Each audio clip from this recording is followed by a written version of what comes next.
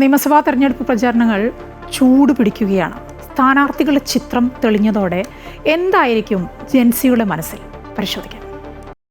നിയമസഭാ തെരഞ്ഞെടുപ്പ് ഇങ്ങനെ എത്തിയിരിക്കുകയാണ്. ഇനി ജെൻസി പിള്ളേർക്ക് എന്താണ് പറയാനുള്ളതെന്ന് നമുക്ക് ചോദിച്ചു നോക്കാം.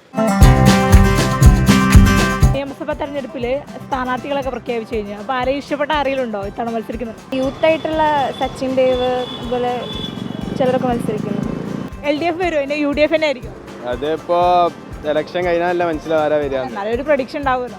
പ്രഡിക്ഷൻ അങ്ങനെ ഇപ്പൊ എങ്ങനെയാ പറയാ, ആരായാലും ജയിച്ചാ പോരെ, ജയിക്കും, ആരെങ്കിലും ഒക്കെ ജയിക്കണല്ലോ.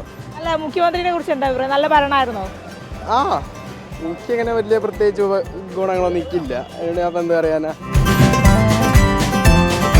LDF ഇനി വീണ്ടും ജയിക്കാതെ UDF ആയിരിക്കും? ഒന്നും പറയാൻ പറ്റില്ല, എല്ലാവരും നാട്ടുകാരെ അയിമലാണ്. അതിൽ പ്രിയപ്പെട്ട ആരെങ്കിലും ഇപ്രാവശ്യം നിൽക്കുന്നുണ്ടോ മത്സരം?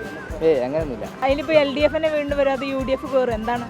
LDF എന്ന് പറയുമ്പോൾ മൂപ്പര് 2012 മുതൽ ഇപ്പോൾ ഇവിടെ എലത്തൂർ ഉള്ള ആളാണ്, മറ്റേ AK ശശീന്ദ്രൻ. അപ്പോൾ എൻ്റെ ഒരു അഭിപ്രായത്തിൽ മൂപ്പര് പുതിയ ആൾക്കാർക്ക് അവസരം കൊടുക്കണം എന്നാണ് എൻ്റെ ആഗ്രഹം. മുഖ്യമന്ത്രി എങ്ങനെ ഉണ്ടായിരുന്നു? മുഖ്യമന്ത്രി കുഴപ്പമൊന്നുമില്ല. വിദ്യാഭ്യാസ മന്ത്രി ആദ്യം കുറച്ച് പ്രശ്നങ്ങൾ, പിന്നെ അടിപൊളിയായി, ലാസ്റ്റിലേക്ക് അടിപൊളിയായി. ഇനി അവരെന്നെ വരണം, LDF തന്നെ വരണം. അങ്ങനെ ഇപ്പോൾ പറയാൻ പറ്റില്ലല്ലോ.